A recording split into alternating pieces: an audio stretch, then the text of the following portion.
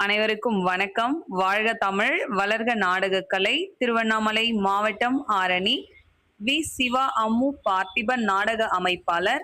பங்குனி மாதம் 12ஆம் தேதி வியாழக்கிழமை.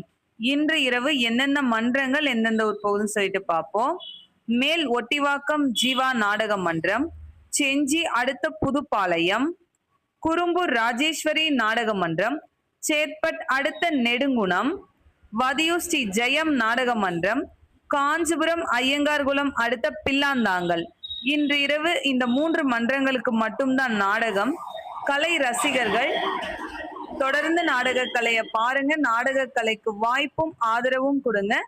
என்றும் அன்புடன் உங்கள் ஆரணி சிவா அம்மு பார்த்திபன் நாடக அமைப்பாளர்.